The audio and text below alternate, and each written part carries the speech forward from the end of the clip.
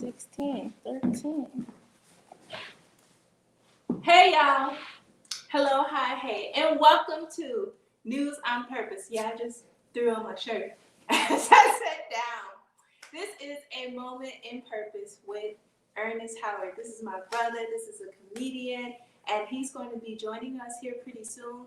I was so excited to sit down that I actually did not grab. Where's my cards? Hey, assistant. Please do a favor. Let everyone know that you're tuned in with a moment in purpose, sponsored by News on Purpose. So how you do that is pick up your phone. Ernest, pick up your old ass phone. Damn. He got this little bitty phone. So you take your phone and open the video, and then hit share, and then you have the option to do a watch party, so that all of your friends can watch with you. Watch it. That's all I'm putting. Watch it. Start watch party. I'm just gonna sit that there. That way I can even see as people are commenting. All right. So let's get to these nice words that I have on the paper. But when you know it, you ain't even got to look at it. So today is Sunday. It's Happy Soulful Sunday. I hope that you are taking some time to work on self-care, self-love, self-discovery, self-development, whatever your self need. Work on yourself for yourself, okay? Except for when I'm not gonna get into that. Anyways, thank you for coming. I am excited. So what we will be doing these Sundays with A Moment in Purpose is sitting down with individuals such as Black entrepreneurs, Black bosses, Black business owners, Black philanthropists, people that are in the community doing positive work. So maybe we can get Marsha here. We'll have the president, I can't say ex-president, former NAACP president, Leslie Redmond. So people that are doing great work. And if that is you, make sure you reach out to me and you can come and sit at this table or on this couch with me too. But today, I have my brother, comedian, actor, writer, the man in front of the camera and behind. I have this crazy man that is also known as Sleepy D in the film Same Girl. It will be premiering soon. Make sure you check it out because he is, I can't say that. He is real hilarious. He is real hilarious. So I want to bring my brother to the couch. I want to invite him into the conversation with us. I'm going to slide on over.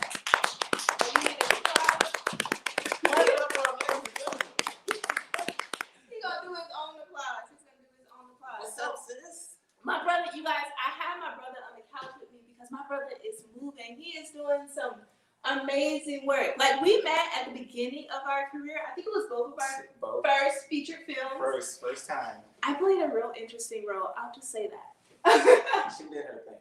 Yes. And from that, we made a pact. And we said no matter where we go and how far we go, and as we continue to escalate and build, we're going to make sure that we are all eating as a family. And so we made a pact to look out for one another, to uplift one another, and to continue to build together. So I have my brother here. He's working with some celebrities at this moment, and y'all gonna hear who. So I got these cards, we got these questions. Let's get to it. That people have asked, and they want to ask these of this man who was first a comedian. I don't know if you ever seen his barbershop videos with the Jerry curl, sliding on the floor with the ashy knees and everything. Yeah, that's him. My sister just lit up because she was like, oh my God. Yeah, that was me. That was this guy. So we're going to talk about a little bit of that.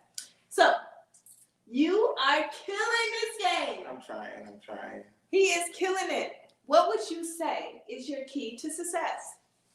Oh, man. The keys to success for Sense, man. Ernest Sense Howard. The keys to my success, I guess, what pretty much sums it up. I don't want to give you no long drawn out answer, but to sum it all up is just the moment that I discovered me. Ooh. Discovering me.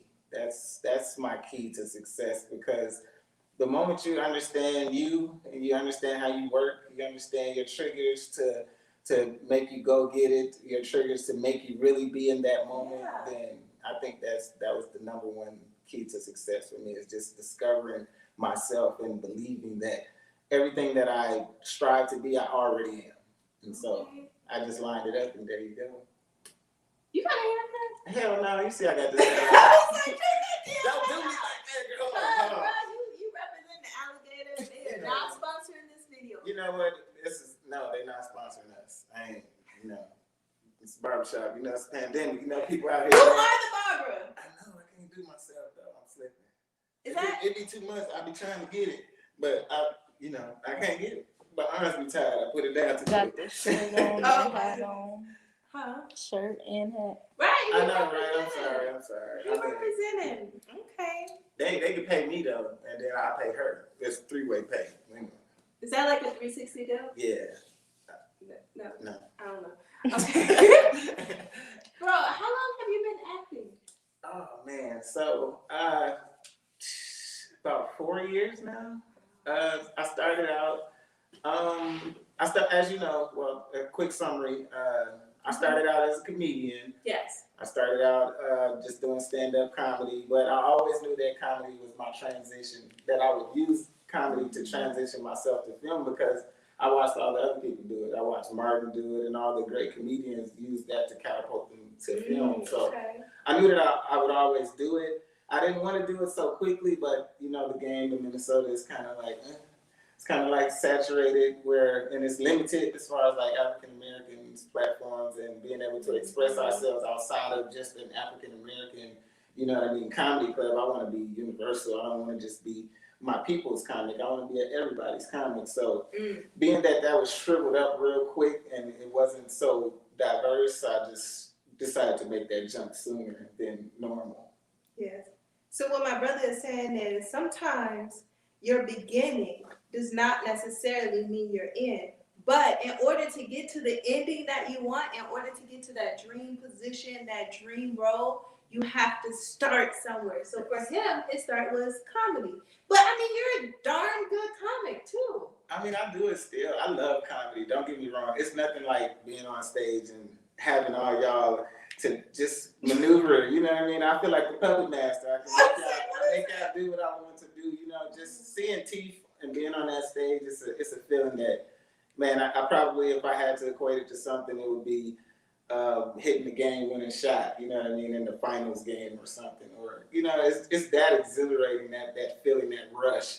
But, sometimes you just have bigger passions, what I mean? And that don't mean that you go away from it. Like, even the big Dave Chappelle's, they still come back and do comedy. Like, Kevin Hart, he's doing a special every week, it seems like. But they will always have that love for it. But if it's a greater love, then definitely use that to catapult yourself to where you need to be. Yes, and like Dave Chappelle, like Kevin Hart, they started where other people were giving them opportunities and jobs, but then they started to create their own platform, like News on Purpose.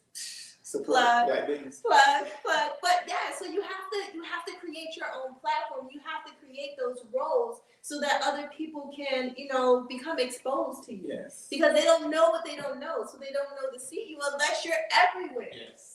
So you got to show up everywhere. Your face, even once people delete you and block you, you got to show up in their friends' timeline. You got to be. I call it the Lil Wayne of the industry. And it was one point where Lil Wayne was on everything. He was doing a feature, a bubblegum commercial. He was selling diapers, Lil Wayne grills, Lil Wayne bobby pins. He was doing everything. But that's the objective, to be seen, to get yourself out there. I don't care. I volunteered for so many roles. You know how many films that I got in just being an extra? 9 hours, like sitting on set, but just watching and observing and learning and watching how it goes and learning the do's and the don'ts of the business. So, man, you just go get it, man. Go get your stuff. Don't wait on nobody to get it to you. You better get it. That part.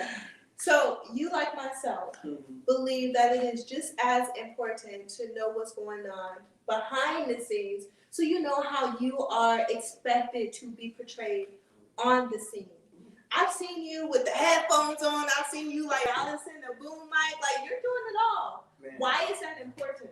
Oh, that's such a great question that you presented, because I believe that the more prepared you are, the more advantage that you have in whatever you're doing. You know what I mean? So by me, a lot of the films I had a wonderful opportunity to work on 2 Hollywood films with director Mark Casey recently, and I got a chance to work on sound. I got a chance to just work behind the scenes, break down sets, watching the directing, watching the writing, watching the actors, and it's like college almost. You know what I mean? I'm learning so much, but even if I'm not acting, I feel like I'm here, and I have to learn it anyway. Even if I'm not gonna apply it, learn it anyway. Just learn.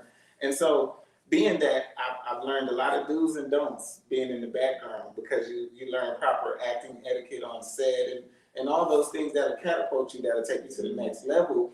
Being if you didn't know those things, you probably have to stumble before you get there, and who wants to stumble? So definitely that's a major part. Like, do whatever it is. If you want to be an actor, get behind the camera if you can. If you can get behind the camera, you learn all the things that you need to know in front of the camera from behind the camera. So that part. So, what are some do's that you have learned? ooh, some do's on set. As far as on set, oh man. On set, as far as on set. Man, on set, the do's is to be a listener more than a talker. Don't talk so much, because everybody in Hollywood thinks they know everything. I mean, it's typical, but to be a sponge of information is probably the best. You know what I mean? I love to be the role of, I'm the listener, because the listener puts me at an advantage, because now I have knowledge going into whatever situation I'm going into, because I listened and I paid attention. So, man, it's real important that you just be one of those persons. Yes, be a sponge. That's what I've learned to be on set. I've learned to be a sponge, to be flexible. I've had situations where I have been like toyed around by like the director, and I mean, your agent know, or the person that's sending you out, they know like who is like the jerk of the set, you know, and so they will look out for you. So I had a situation where, you know, someone didn't handle me in the best way, and my agent looked out for me, like, you know, and I felt so like supported. They got your back. Yeah, my back. She had my back. That made my and that's always good, and that's my next step, because having those heads ups really put you in better positions, because sometimes you don't know how to act when you're presented in a situation where you're uncomfortable, or it's like, what do? I don't want to squander my chances, but at the same time, I refuse to let somebody just ball me up. So the better and the more people you have in your corner to like mold you and guide you and give you those heads ups, so you like step over those miscues, is the better. Like, you're in the win position for that. Yes. And you said that you have worked on some celebrity projects. Ah, yeah. So tell me, who are some of the big names that you've worked with? Oh, man. I've seen the pictures with Debo. I've seen the pictures with Keisha Nye Pulliam. I seen the picture with everyone's auntie. She got the mole right here. Light skin with the curly hair. Ella Joyce, man. Man, it's been Miguel. Joanna Man. Yeah, Miguel Nunez Jr. Yes. Oh man, it's like I said, sis, it's been such a ride. Like, man, where do I start? Like, ever since I put into the universe that this is what I wanted to do, I said I am an actor. I was pursuing trying to be an actor for so long, like for 2 years. I was in that rut of trying to become an actor, but I realized that you can't become something if you don't feel it already. And so I had to reboot my program, and I felt it, and I said I am an actor. And so I started approaching people and approaching situations as an actor instead of a up and coming, or with those titles that would prohibit me from being my excellent self. So the moment I said, you know what, I am an actor, and the universe just been shooting me blessings. Like you said, I worked with Debo from Friday. Man, he's so crazy, man. That's my big homie right there. Debo, Dwayne Finley from The Wood, Ella Joyce, Miguel Nunez, you know Ella Joyce from The Rock, from Set It Off. Like, oh man, just Coco Brown, I worked with her. So it's been countless people that's continuously being placed in my path to work with. And these people are, for some reason, humble and willing to share knowledge. And I was real apprehensive at first, because you hear the stories about Hollywood people, but they were like teachers and willing teachers. Like Dwayne Finley, shout out to my boy Dwayne Finley. Man, big things coming with him, man. Dwayne Finley, he pretty much took me under his arm and was like, he was like, man, I got you, bro. He was like, you real. I appreciate your talent. I see your talent. And ever since then, we've been rocking. You know what I mean? So, man, I've been blessed to work with some people, some Hollywood people already coming up. So I look forward to the bigger people and the more people and the people that I'm with now becoming bigger themselves. Nice. How are you doing back home? If you have any questions for Innocence or Ernest, however, make sure you send them in. We have Facebook going. We have so many different platforms going. So if you have questions, send them in. And assistant, can I get a green tea, please? Are we talking? You can drive. Can I get a green tea as well? And some crackers. No. We got trail mix. Take the raisins out. I'm trying to get bougie. Just kidding. Thank you so much. Thank you. The assistant is little baby Chicago. Got my little mini mobile. That's what's up, man. That's excellence is practice young. I gotta get us some. So next time you come, I'm gonna have like some mugs on the table. With the name of the show on there and Yeah. stuff, we're gonna get bougie. Yeah, well, I'm just gonna pour the same green tea into Okay. the mugs, But but so we then, can stunt. yeah, so we can like each be like this. Yes. While we drink. We ain't gonna.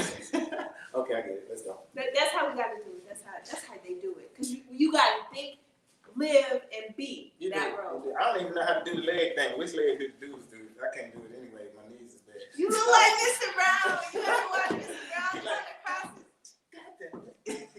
Trying to cross it. So for women, I feel like we're like right on top. Y'all Gucci gang. And men go something like On the this. ankle, right? You know, On because the I'm a ankle. boss. So But which leg is it? Is it the right leg or the left leg? The boys at my school, they do either one. And they still like Put your, the left, person. put your left leg Yes. up. I can't. Stay up. All right, moving on. Okay. So we talked about some of the big names that you have worked with. Yeah. What are some tips? Because you talked about, someone taking you under their wings. And what are some tips that they have given you about this industry, acting, working? Good question as well.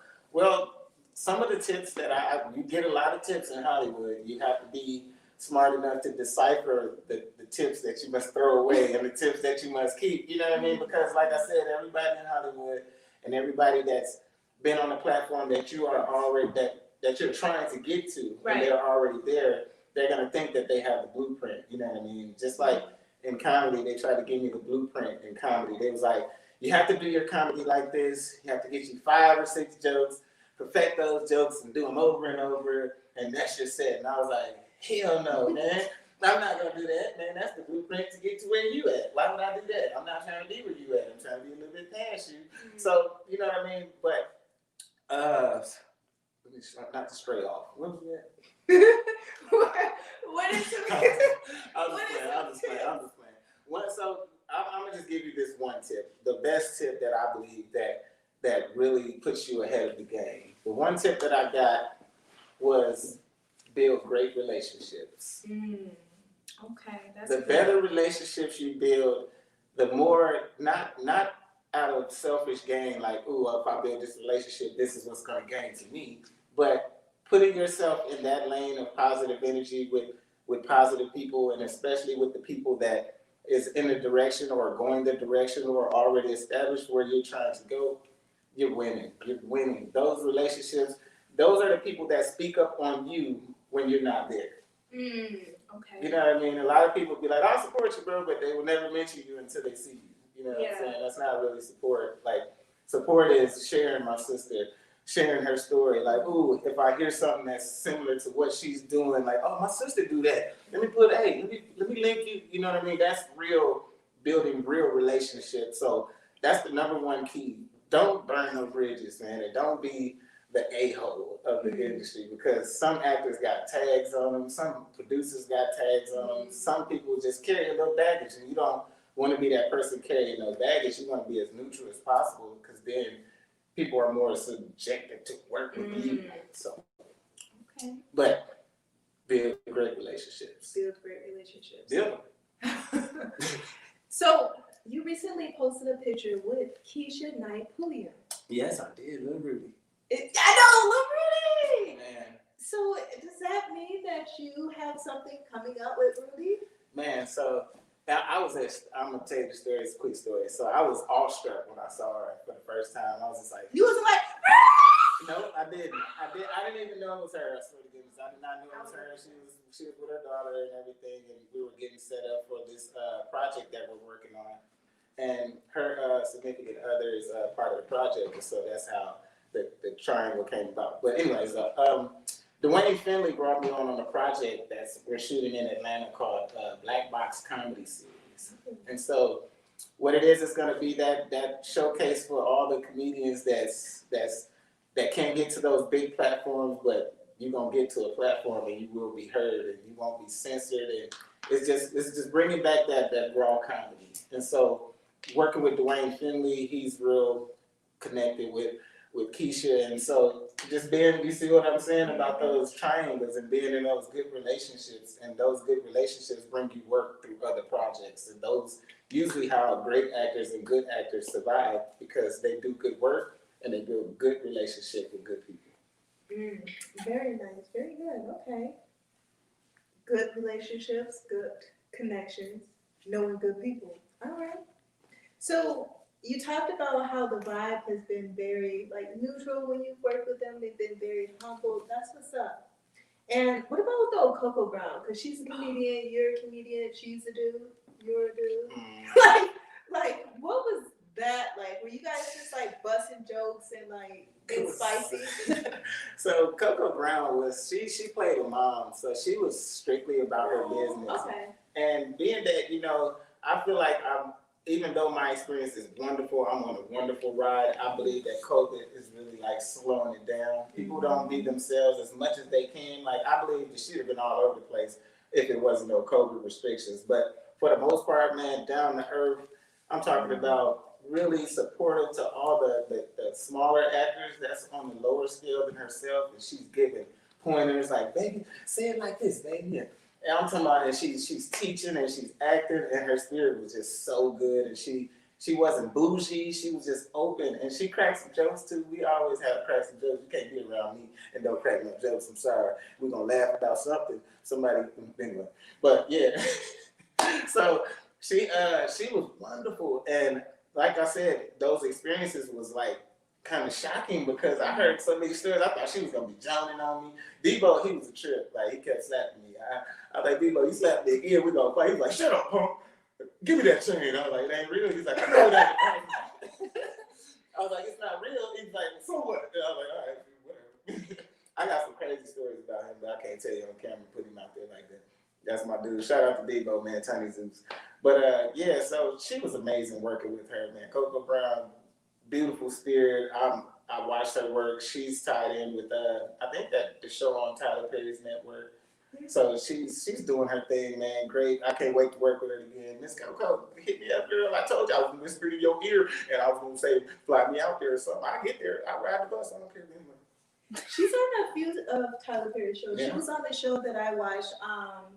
Was it Why Did I Get Married with Tasha Smith? And Michael White, J. Michael White, and that was one of my favorite shows. She's great. She's a great actress. Great actress and comedian. That girl, she be on point too. I said, girl, you was good. I said, I'm gonna steal your material. No, I didn't. I didn't steal it.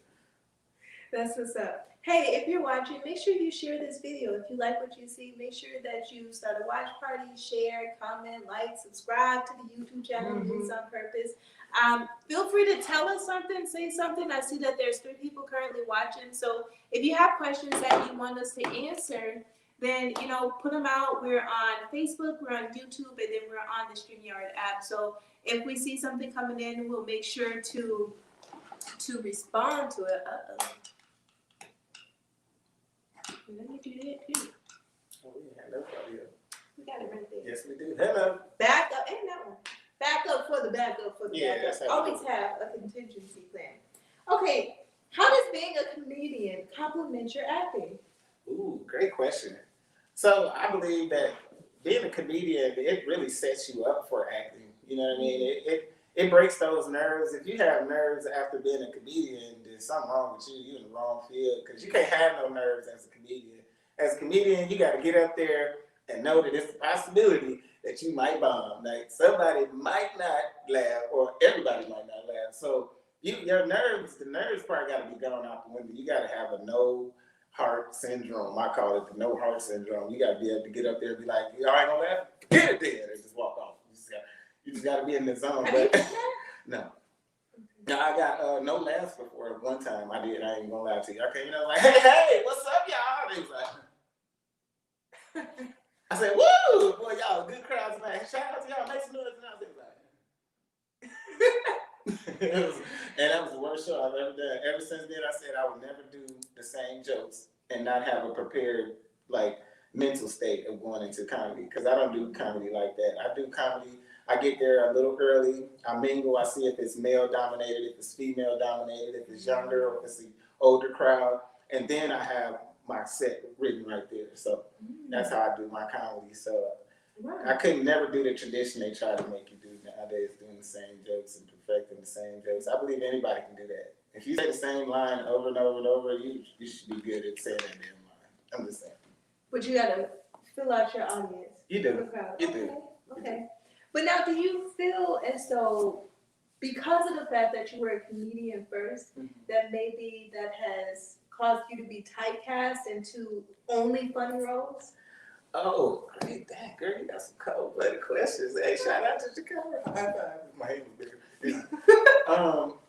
Let's see. So I think I have an advantage because, like I said, I'm the freelance actor. I go get all the work myself. Like my whole career, these past 4 years, all these Hollywood films, all of these 48-hour films, all these independent films, I went and got it myself. You know what I mean? Like, shout out to the universe that placed the people in my path that allows it to be. But I'm the one that's seeking out the roles. I'm the one that's putting the final say-so on it. I'm the one that's saying, ooh, I should go for this one. So I'm not being casted by somebody or being put in a position to be able to have to take a certain role. It's only the roles that I choose. So I think that I haven't experienced that yet. I haven't experienced like, oh, you funny, but we're gonna make you, you know what I mean, a funny guy. And I'll be like, no, I don't want to be a funny guy. I want to cry. You know what I'm saying? So that's why Same Girl is so special to me, because it had different ranges. It had so many. I got a chance to show the comedic side, the more sensual side, the serious side. So I believe that I haven't experienced that yet, and I don't want to. But don't get me wrong, though. I think having been casted in your strong point, what you're strong at, you love those moments. Like that's where you get the chance to make your name at. You know what I mean? And if I have to make my name as the funny dude to get to where I need to be, so be it. You know what I'm saying? I would love to show y'all different that I can hit those other roles. You know what I'm saying? So I would love that challenge. Okay, very nice, very nice. So would you say that acting is a skill that you either have or you don't? No. I believe that everybody can learn to act. I believe some people will have certain dynamics of it. Some people will be more extreme at it. Some people will be more ranged at it, but I believe everybody can learn it. Like, I believe everybody can learn anything. The human mind and the human body, the human species is so amazing. Like, we can pick up on anything. And I don't care if your son is having trouble in math, turn all the math into a song, and I bet you know all his math. You see what I'm saying? Like, it's just, we're just adaptive people, and we can do it. So I believe that you don't have to have it. You have to work at it. If you don't have it, you have to work a little bit harder than the person that does have it. But you can achieve the same greatness, I believe. Okay. So you said that you go after all of the roles. Have you ever had, because with that, you can still go after a role and then get the script and be like, I don't know why I went after this one. So have you ever had a bad script?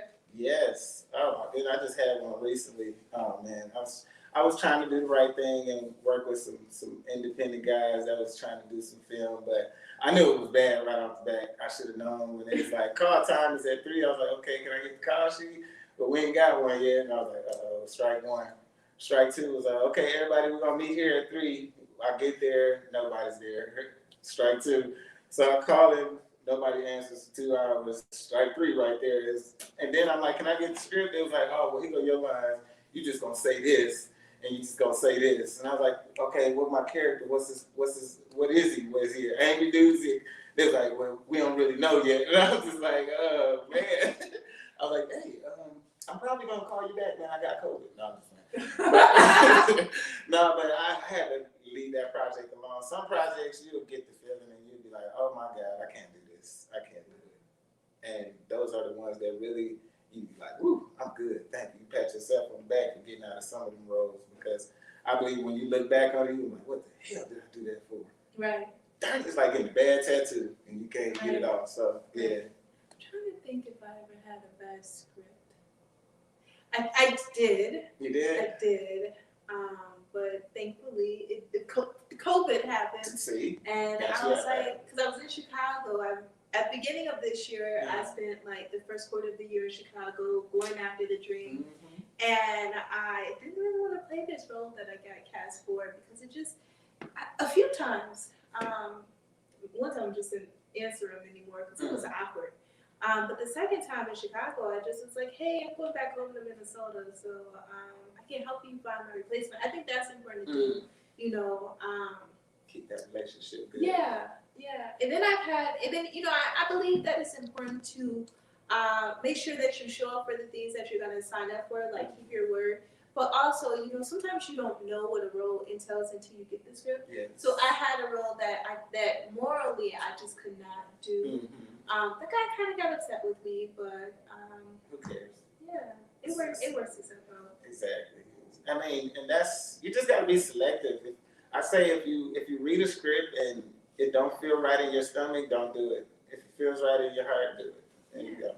Yeah. Okay, what would you say has been your favorite role thus far? Getting back into it, y'all. Getting back into it. My favorite role. So I shot quite a few interesting and quite fun films from the 48-hour film festival. Shout out to all those short film guys, all those short film producers, all those guys producing all those amazing films for the festivals and independents. My favorite role I would have to say would be Sleepy D. Really? That's Same girl? With Same Girl. That was my favorite role because it was the first role that I got, for one, and it was the first time that I was being directed, and I always tell my actors that I come in contact with this one thing. I should have put it as one of my best advice, but be directable. You know what I mean? I was so transparent and I was so open and ready that I was able to be directed, and the director pulled me to the side and was like, man, you just don't know. You don't have to be the best actor, but if you are directable, if you can bring to life the things that I say to you, then those are the things that a producer and a screenwriter and casting directors, they look for. You know what I mean? So you don't have to be the best, but be directable. So Same Girl, that was it, man. That was the role that catapulted me to, like, I got that hunger. I was like, is this what it's gonna be like? And ever since then, I never looked back, but I was just so able to be me and just be funny. And then I just got to display myself. Like, you don't usually get it like that for your first film. You know what I mean? For sometimes, like, you gotta go through some shorts, but that was my actual first one. So Sleepy D, that was it. I have to say, it's one of my favorite moments. We're in Same Girl together.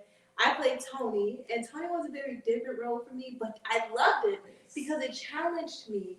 And I feel like as a talent, as an actress, it is very important to be versatile and to show that, I can play the homegirl, I can play, the love interest, I can play, this, and I can play this role of, someone that, how can I describe her? Tony was a lover and a fighter. Say it from both sides of the fence. That's how you describe Tony? I love Tony. She was aggressive. I mean, how would you describe her? Tony was fun. She was fun. She was that let's see, the big sister kid. I was the homegirl. She was that cool older homegirl. There you go. The older homegirl. I like a tomboy. The tomboyish. So that's why I was saying you was like that homegirl that played all the sports. Yeah. There you Got go. your friends back, but ready to fight anybody? Yeah, and I have my girlfriend. She had her girlies back all the time, so I can dig that. But you nailed that though. You did your thing, and that's one of the things that makes me continue to like marvel at the things that you do here, because you got so many talents. You like so talented. Like I'm in all just. You gonna see me interviewing her in a minute, but anyway. But, I'm just saying, like, to be able to do that, to be able to take yourself away from the normal and go outside of the normal and be comfortable there, that shows so much towards your craft. So kudos to you, sis. That was a good one. Oh, thank you. So, who are your industry idols? Ooh. What? Is that the end of the question? I was gonna say or role models, but they're kind of the same thing. Yeah. So I kind of separate myself from the idol thing. You know what I mean? I kind of the one thing, I guess I'm kind of a weirdo, man. I believe in everybody is everybody. Like I don't care too much about people's personal life if I like your music. If I like your music, I don't want to know what your kids look like. Or, you know what I mean? I'm not saying that it's not something good to know, but that don't define me if I like you or not. So as far as people that I'm watching out for, that people that I looked upon their careers and took things from and equated to my career, right now, you know, Kevin Hart is my number one guy. Like, I respect his hustle so much, you know what I mean? His hustle and his ability to when he say it, that's what he do, you know what I mean? Like, Kevin Hart, he go do it. He said, hey, I'm gonna do this. And they be like, yeah, and he go do it. Yes. You know what I mean? And that right there, like, caught my attention because people was hating on him. They was, oh, he ain't funny. But I ain't never seen nobody not funny make a whole lot of money. You know what I'm saying? Like, it just don't make sense to me. Like, it's probably not funny to you.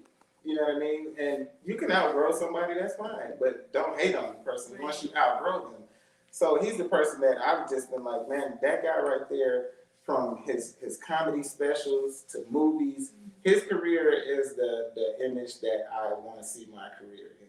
From comedy specials to acting to commercials to just everywhere, hosting. He's just everywhere. He's like the industry hooker.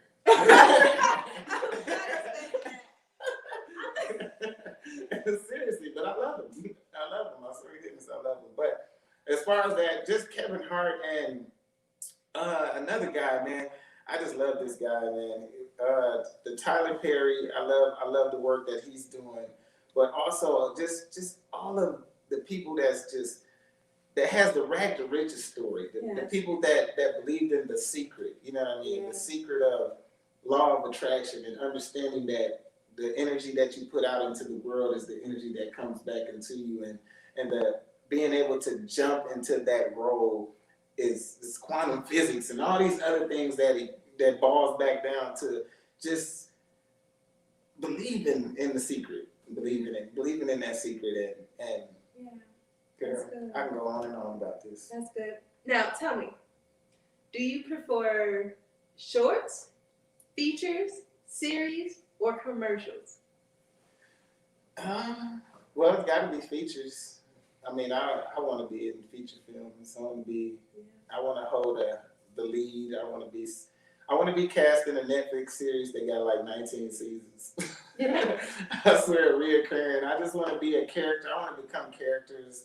I want to become like villains and heroes, and I want to just play every role that I can play. You know what I mean? So it has to be the features, but I love shorts. You know, shorts is the shorts, like especially the 48s. You know what I mean? It'd be long days, but you know that's what got me my best actor. You know what I mean? Working in the first 48, those 48-hour film festivals. Those are short, and I feel like it's a short little quick family. You get it in and you get that film out the way and you go. Sometimes you don't hear from them no more, but hey, I done did some shorts and we're going to give you the credit. No, I've never seen the movie or the credit or nothing, but hey, it's part of the game. I have a secret. So I just got into Black Lightning. I've been binge watching Black Lightning? I ain't even started yet. Oh, man. Me too. I watched one episode, I think. I watched half of them with my mom. You can't be talking behind the camera. I don't know. She was like, me too. You know what I'm saying? Shoot, hello. She's getting into it. That's okay. Yo, this is live. So, it's okay.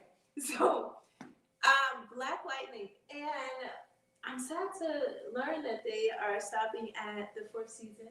Oh, really? And that China has decided. I'm not sad by that because she found her purpose and she's walking in that. But China plays Jennifer, the youngest of the family, and she decided to stop playing that role so that she can do God's work, and she wants to do roles that are uplifting God, and I respect that. But with Black Lightning, there was like this role of like an independent news anchor, and I was like, that's me. And then she died. She got killed in it. And I was like, her position is available. So that's me. So I was excited. Put it out there every day. I was excited for that. Let's see. You never know how it doubles back. What is everyone talking about? What are we seeing here? Okay, come on in. We got folks watching on. We have plenty. We got folks watching on Facebook. We got folks watching on YouTube. There's multiple platforms.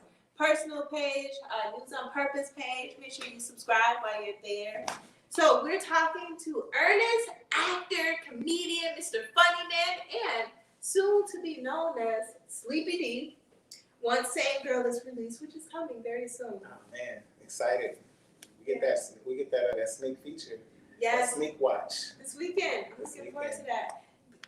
COVID ruined so much because we had it set up. Carpet. It was gonna be young and sexy. It was gonna be walking down the carpet Stinking and on walking. COVID. I'm gonna find on COVID when I see him. I'm gonna punch COVID in the lips. Speaking of COVID, how has COVID affected your work? Woo! COVID got me out here. Anyway. COVID. I swear to goodness, it feel like it. Nah, I'm just playing. But so as strange as it sounds, people be like, man, this has been a hard year due to COVID, but this has been my best year. I know that sounds crazy, but this has been one of my best years of my life because my dream is coming to fruition. You know what I mean? Like I'm watching everything come to place. And that's what I told myself. I said, I'm still aware of the things that's going on in the world. I'm still aware that COVID exists. Yeah. But I don't put that into my universe. I don't put that into my thought process. I don't play the what if factor. If I'm going to play a what if factor about my life, it's going to be what if I'm hit the lottery. You know what I'm saying? It's never going to be what if anything that poses me in a light that's going to digress me. You know what I mean? So it really hasn't done too much. I mean, it canceled out a lot of opportunities for me, though. I had a lot of films that I was supposed to be a part of that got canceled. And so I guess it affects it in a way, but it hasn't affected it to the point to where it's causing me to be like, man, I'm going to have to start selling fingernail sandwiches and stuff like that. I'm still good at it. Even as an actress, even as a personality, I still read, I still watch and study. Is there any books that you have read that has given you inspiration? Ooh, man, I've been reading some books, boy. So I guess I just finished Rich Dad, Poor Dad. Oh, yes. That was my book. By Robert Kiyosaki? Yes. And that was the last book that I read because I'm a content person. I just get it better, like my motivation from the visual. You know what I mean? My books tend to I got some titles, but I can't share them titles with y'all. You know what I'm saying? I just don't want to put y'all in my business. No, I shall not do that. That's how I started reading. I mean, I got the app for that. So are there any roles that you have played that you would not like to show your mother or your grandmother? No, I haven't. I haven't got to any of those opportunities yet. No, I'm just playing. No, but I don't think that I would though. You know what I mean? Like I said, there's certain things. I have little boys and little girls, so I can't really put myself out there to the point to where it would be they would have to explain around it. You know what I mean? It's not fair to them. I'm a real private person. You can't go on social media and find my family, my kids and things, because I believe that that's mine. You know what I mean? That's mine to the world. I hear a lot of people be like, oh, it's because you're out here messing. I'm like, no, I don't have nothing to do with that. I know the things that goes on social media, and I know the things that goes on in the world with perception and the manipulating subconscious messages that's being sent and played. And so I protect my children from that, and I just don't want to display the world my business. I don't feel like when I wake up I have to be like, oh, today my kids, you know what I mean? It's just, that's mine. I feel like you have to be able to separate the two. And so being able to disconnect from social media and go to my family, that's the dopest experience ever. So and it makes your relationships work, man. So stay away from social media with posting your too much of yourself, because when you give too much of yourself, you can't complain about when everybody compliments or condemn you for yourself. So That's true. I don't know who he be pointing at when he do that be to the people. Oh, y'all. Hey, you see how I do it too, like Michael Jackson. Do you remember the time? No, it's not. Bro, let me ask you this, because you are a very positive person. He has these inspirational videos. They're only like 2 minutes or less. Watch him, because he gives, like, he be in the car driving and he always just be spitting like some real knowledge. You don't expect that from a funny guy, but he's more than just like jokes. He like really is very intelligent. Not to say that it's expected that you wouldn't be, but he's very motivational. So, and I know that I'm very optimistic as well. But if I'm honest, sometimes when I go after that opportunity or that role that I know it's supposed to be mine, this is mine, and then I get a no or a rejection, like it hits. So how do you stay positive when you receive no's for that role that could have changed your life? Man, that one was a real hard one for me to deal with, because my first no, I just knew I was going to be on Netflix. I told all the peoples, I was like, man, I'm on Netflix, baby. They sent me an email. They was like, man, we're going to fly you out. We're going to pay for it. I was like, yes. And I was like, yeah, I got it. And so then they sent me an email. It was like, we filled the role, but we'll keep you in mind in our Rolodex. And I was like, at first I was going to get in my feelings. And I was like, I had the lip thing, the little quiver lip. But I thought about it. I said, you know what? When you don't get the role that you think that you wanted, that you thought that was going to change your life, that wasn't the role that was going to change your life. That wasn't the role that was going to get you to the next role that was going to change your life. So I don't play that game no more. I just be like, oh, didn't get that one. Hello. Off to the next one. You know what I mean? You have to be neutral on your feelings, because your feelings will get hurt if you play the feeling game and you're not in control of your feelings, which you should be at 100% of the time, always in control of your feelings, because those are the best decisions made when you are in control. But yeah, I ain't got no more. That's good. So speaking of those roles, the ideal one that you knew was yours, what would you say is your ideal role? Man, this don't sound kind of crazy, but I want to play like on the Game of Thrones. I want to play like a barbarian. Like I want to play like in one of those movies, those movies with the swords and the castles. Okay. I want to play in one of those old Middle Earth movies. I want to be one of those characters like Jon Snow what's anyway. But I want to be one of those characters. I want to be a person that people be like, oh, that's the one character. I want to be one of those though, with the sword on the fight. What about Black Knight, Martin Lawrence? No, that one was kind of funny, directed towards like, I don't want to be funny. Black film? Yeah. You want to play a white film? No, it was funny. I want to play. I don't want to be laughing. I want to whoop some butts. Okay. I want to kick butts. So I don't want take the minus the comedic part, but I want to be just a regular warrior, and I want to whoop people. Yeah, I want to do that. That's your serious face? Yeah. I didn't look scary with the hat. Yeah, whatever. I'm twitching my eyes. I was like, Oh, girl, I'm scared. I'm scared of him. Look at him. I went, okay, so we got it. He got one thing in his arm. Look, his forehead wrinkled up. Anyway, Okay. You know, I have learned that sometimes, just like we talked about Tyler Perry, we talked about Kevin Hart being some, people that went from rags to riches. And their success story includes them creating their own opportunities. Yeah. So sometimes you have to create the role or that ideal job that you want and then hire yourself. How does this apply to you? That's probably the best question, because so much comes with that question. Being able to create a role and then hire yourself. So my number one objective, my number one goal out of this whole big old journey of fun, you know what I mean? A lot of people think that you're doing it for the money, but you're not. You're doing it for the experience, the journey, the experience along to the money. That's what you really want. You want money to have the freedom to do the stuff in between, not the money. You know what I mean? So, I guess I came to the conclusion that I want to own my own content. Yeah. Owning my own content. So, and with owning your own content, that is creating the role and pitching it or selling it or directing it or getting it out there yourself. So that is number one important thing in the industry, I believe.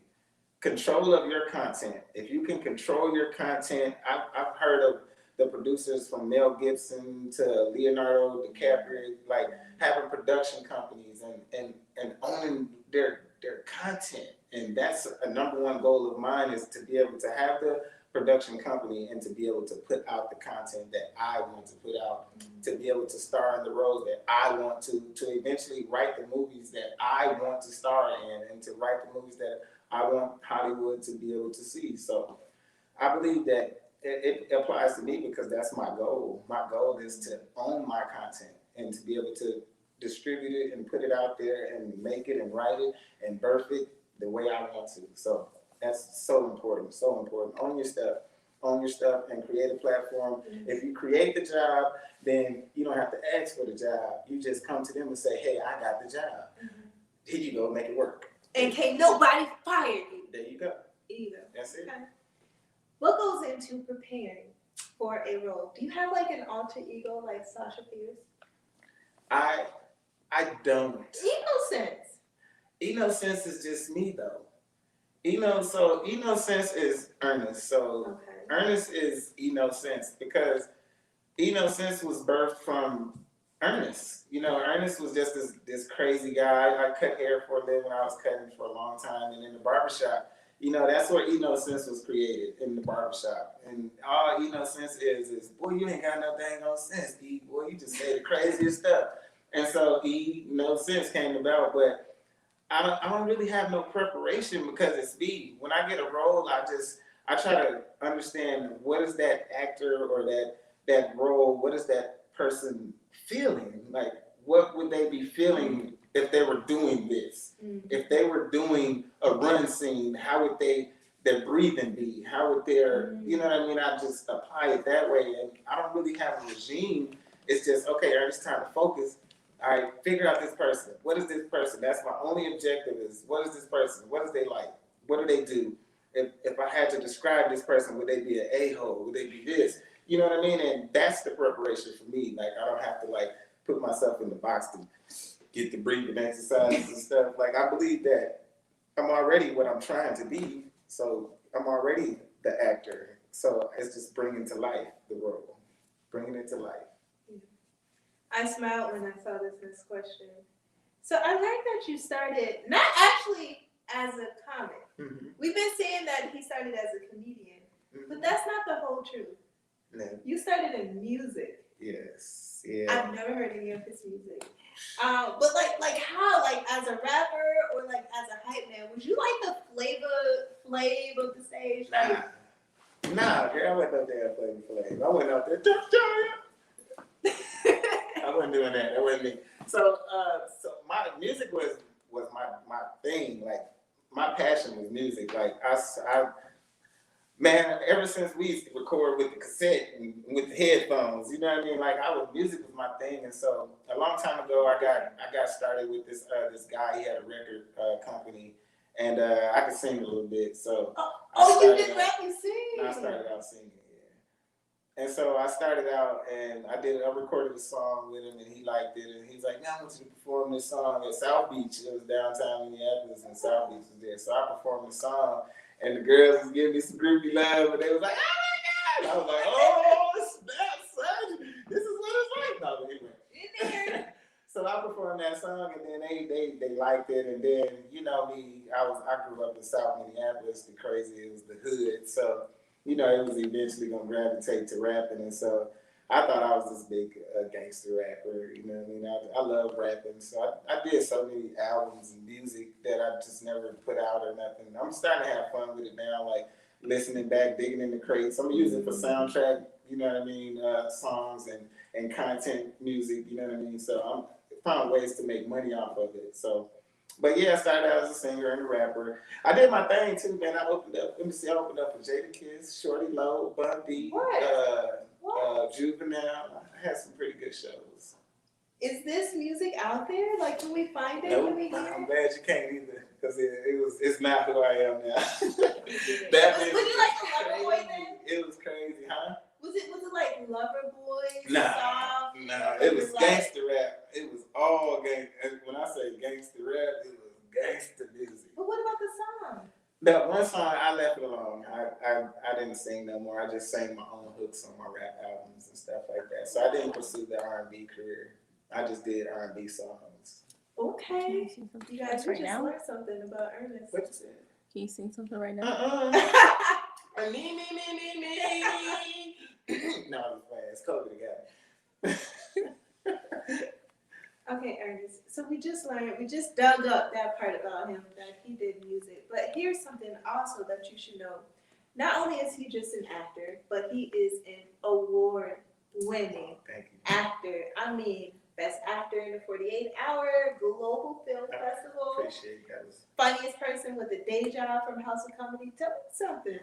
I mean, I've been doing my thing. Like, I love competition. So, my first time doing comedy was actually, I went up against Ashley Henderson.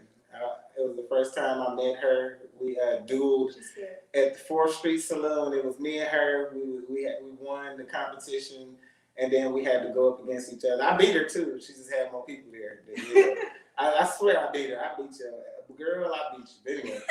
But anyway, I just like to win. I went to Iowa, won a couple comedy competitions. I just like the challenge, you know what I mean? And I believe in myself. I believe that I'm somebody and some that nobody's seen, you know what I mean? Don't nobody know me. You don't know Ernest, but you'll have a good time with me though. You'll have fun and you'll enjoy me on film. So therefore, I just like the challenge. If you give me a challenge and I know that it's something up for grabs, 9 times out of 10, I'm gonna try my best to win it. You know what I mean? So.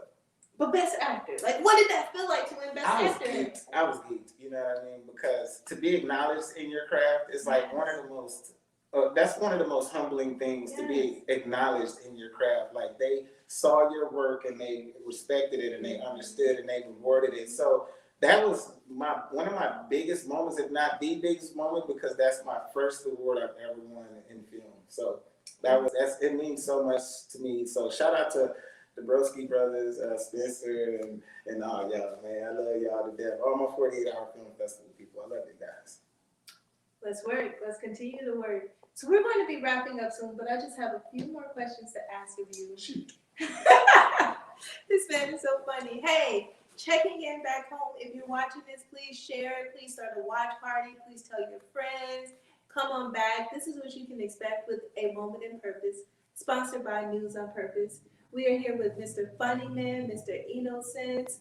I'm just going to go back to the phones and see what's going on. I ain't got no questions yet. What's up with that? I'm sharing. I want you guys to share questions. So, boom. That's all it takes is to share. That's all it takes. Sharing is, a free way to support your friends. Sharing is caring. So now, as we begin to wrap up, and I just have a few more questions to ask of you, I want to know, with all of the experience under your belt, what advice would you give to an inspiring actor? And I'm going to take a drink. So the advice that I would give to an inspiring actor or actress, the best, Thank you. the best, you got to acknowledge the queens, man. I don't know why people do that. It's not just about us. But I guess the best advice to give is don't be scared and see the ending before the beginning, if that makes sense. Okay. And so to elaborate on it a little bit, see the ending before the beginning. So I just use this analogy in my life. Just say if you want to build a house. Mm-hmm. In order to build a house, I don't care if you got all the bricks and all or whatever, you had to see what the house would look like completed first. Mm-hmm. Completed. And so if you can't see the house completed, then you can't build the house. Mm-hmm. And so that's how I tell you to approach your craft. See yourself already the accomplished actor or actress. See yourself as that role. Approach every role as if you are. Because the moment you start to trick your mind and your mind starts to say, you know what, you are right. Because if you tell the universe, hey, universe, I'm a cold-blooded actor, the universe is going to say, yes, you are. If you say, universe, I'm a struggling actor, the universe is going to say, yes, you are. And it's going to give you more evidence that you are a struggling actor. So feel it first, see it through first, and work your way backwards. I say that. Become an actor, and then learn how to act after you become an actor, if that makes sense. So that's the advice that you would give. Has there been any advice that has been given to you that you believe have shaped your experience? I guess the best advice that I got, I guess it happened during my spiritual growth, my spiritual journey. It was from a lady, actually, Abraham Hicks. Quote, she's a beautiful energy into this world, and she's the one who gave me the idea that I could be a deliberate creator of my own life. And so I learned it. I had an idea about it by Oprah. You know, Oprah, she was big, the secret pusher. And so once I started learning the laws of attraction and the laws of intent and things like that, I said I don't want to be a creator by default anymore. And I don't want to be a creator based on the things that show to me in my reality. I want to be the person that dictates it. And so she gave me that. She gave me that in a time where I was searching. I was lost because every man wants to be successful. Every man wants to do and provide and be all those things. But where do we get it from? Where do we get that hand reach out, that pull up from? It don't have to matter where the source is from. It's good energy is good energy. I don't care who you get it from. It's still gonna be good energy if it's good energy. So when she gave me that, she said, you can be a deliberate creator of your own life. And I really meditated on that, and I drove around for hours. And I was like, deliberate creator. And the way she broke it down from the 17 seconds, if you have a thought and you think about something beautiful in your life, it's somewhere that you want to be or something that you want to be, and the more you entertain that idea, the more momentum you get on that in your life, and it just pushes its way to you. And so I guess the deliberate creation thing stuck with me, and that's what I try to give everybody. Be a deliberate creator. Don't entertain the ideas and the thoughts and things that you don't want in your life. If you don't want to listen to 89.9, don't turn to 89.9. Don't think you're going to turn to 89.9 and listen to what's on 95.3. It don't work like that. You're going to get exactly what's on that station. So I stopped entertaining the stations, and I started deliberately turning my dial to the things that I want in my life. And the rest is magic. And y'all get to witness the journey, and I love it that y'all get to see it, and I love it that you get to experience it and rock with me. So that just leads us right into our last and final question. What is next for Ernest Howard, aka Enosis? Did I just say something? Somebody just asked that question. Oh, somebody, look, we are connected. That's So that energy. our producer just, See you from the back. Give her that plug. our producer just said we had a question from our listening audience or watching audience that said, what is next? So what's next? Oh my God, man. I got so much in the pot. I wish that this COVID stuff would go away, man, because let's see. So I got 1, 2, 3. I got 5 Hollywood feature films that's coming. That's being slated to drop this up and coming year.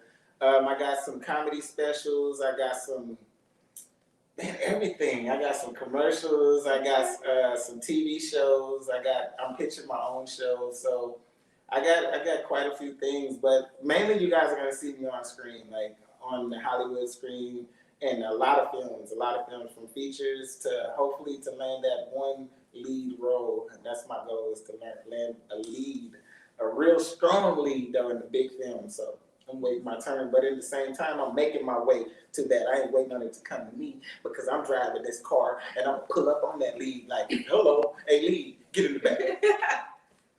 Pull up. Yes, for real. I know, right? So I mean, that's what's coming next, man. Just get ready to see me on everything, every film. Like I said, I appreciate everybody, man. If you want to keep up, just follow me on Instagram at enosense, e.nosense, e.nosense, and and Ernest Howard on Facebook, and I am Enosense on YouTube.